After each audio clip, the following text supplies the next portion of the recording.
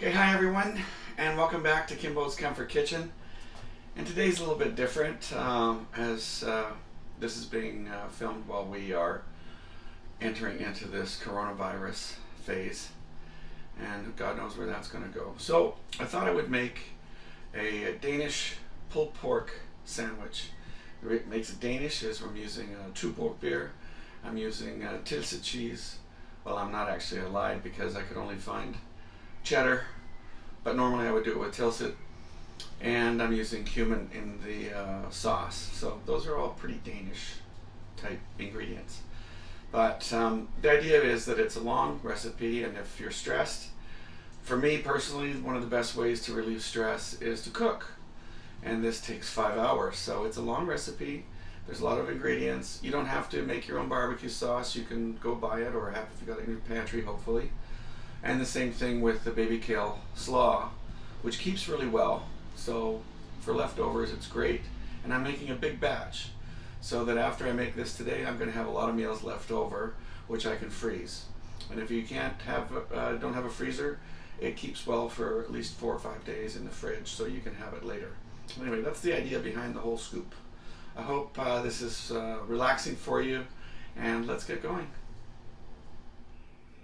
All right, so let's get this show on the road. I have taken this pork shoulder, or butt, which is not really a butt, it's a shoulder, but butt comes from someplace in the eastern seaboard. I think it was Boston butt. But it's a long story, not worth it. So here's the deal. I've got this rub that I made. The ingredients for the rub are on my website. You can always make your own rub. It's always fun to try different ones. This is one that I've come up with over the years. But so here's what we're gonna do. This is a great dish when you've got nothing to do, like when you're sequestered, like many of us are right now. It takes about 5 hours to do this. And you should note that you're also going to be stirring this every 30 minutes or so. I just like to get the juices moving around so it's a bit more even. So far I've got onion, ketchup, and Keen's mustard. You can use powdered mustard if you like. And I've got some chipotle pepper. And all the amounts, I'm just freelancing right here. There we go. For the chipotle pepper, smoked chipotle chili pepper. And I've got some cumin. Always adds a nice flavor. And for those of you that wondering what makes this so Danish, well, I'll tell you. We're using Tuborg beer. You can use other beer if you want, but being a Dane, I would rather use Tuborg. Yeah, I'm going to put the whole can in here. By the way, the pork shoulder that I use has a bone in, and if you can, I highly recommend that you get it with the bone in. It adds a ton of flavor. And I'm putting in some tomato paste and some apple cider vinegar. I've got the oven preheated at 225 degrees. So it's a slow roast, low and slow as they say. Mix all of this up. Not exactly brain surgery, is it? No, but the results are going to be bloody amazing. So there we go. You know what? I'm going to use a little bit more tomato paste, just because I can. And now that that's done, I'm going to place this in there like that. Lid goes on, and I've got it oven on roast. That's, as I said, going to go in at 225, and it's going to be about 5 hours. Every roast is a little bit different. This is 2.2 kilos, 4.5, almost 5 pounds. So, but I always like to check and see for doneness as I go along. As I said, every 30 minutes. So let's put it in and check it later.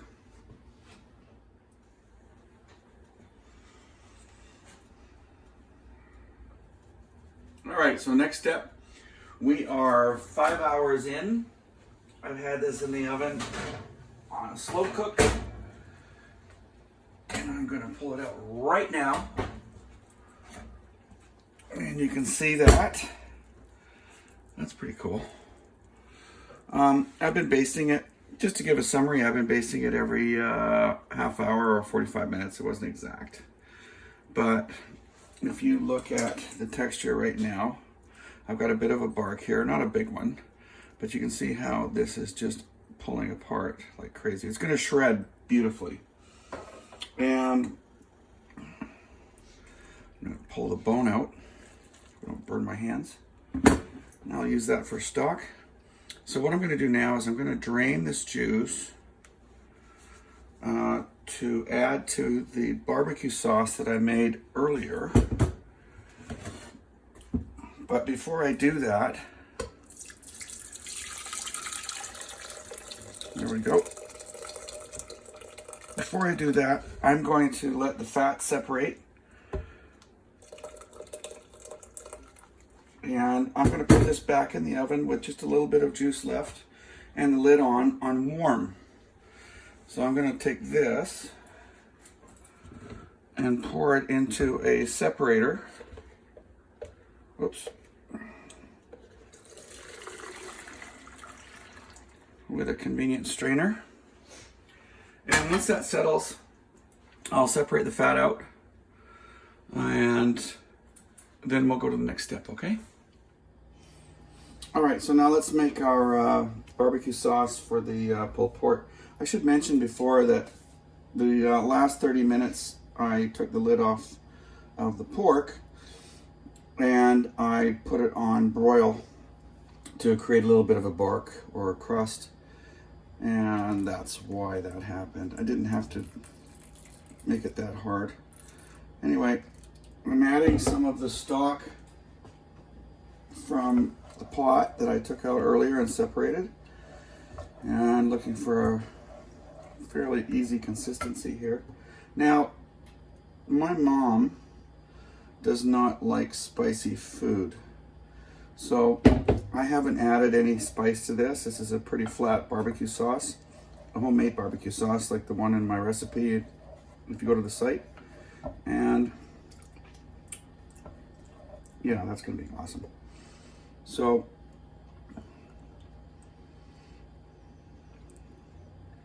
there we go. And I put a little bit of fat in there because I always like a little bit of fat in my sauce. And this has been warming. And I'm gonna put this back on the stove again for about another 20 minutes just to simmer. And then we're gonna mix it all up and we'll go from there.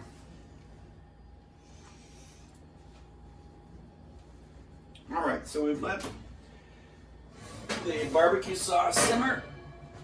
And I am now taking this out of the warming oven.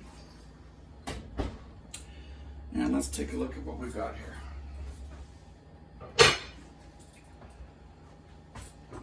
So, usually there's going to be some fat underneath, which I want to just get rid of right away.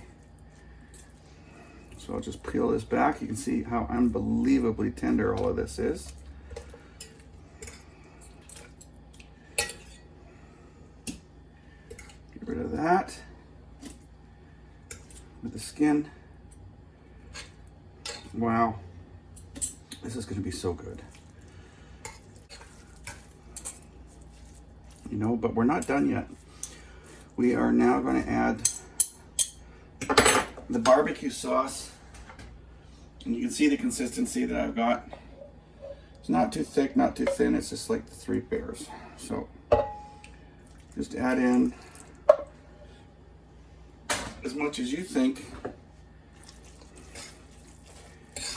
you'd like in there and how juicy you want it or how dry you want it. Some people like this really dry, and other people like it to be really moist. Me, I'm sort of again in the middle.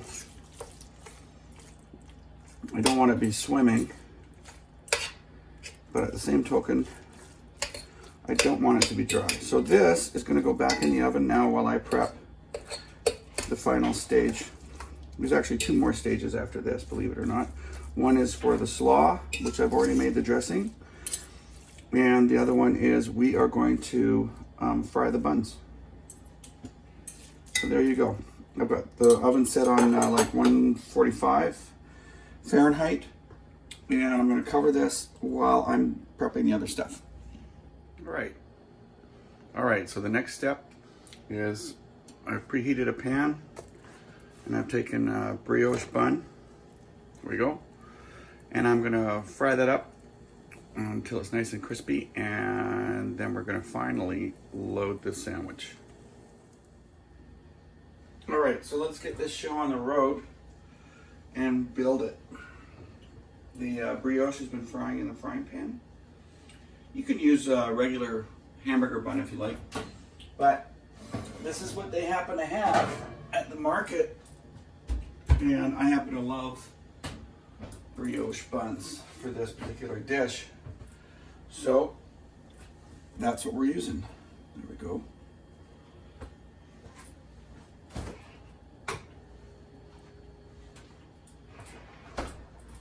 Bring up the slaw, and then of course the pulled pork, the star.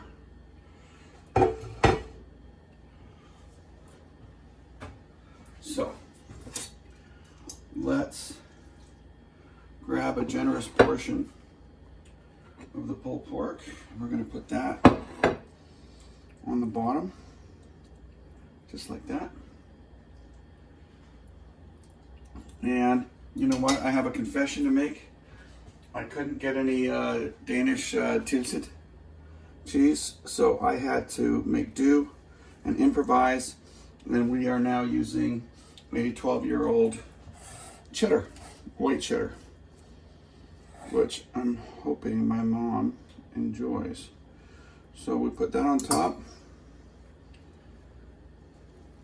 That's where we go. Sorry.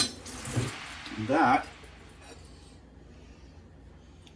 is what we're looking at. Hold on a second.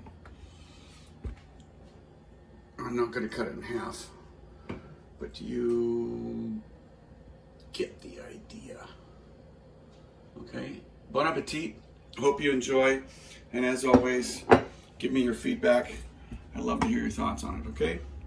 And be safe, and remember, wash your hands.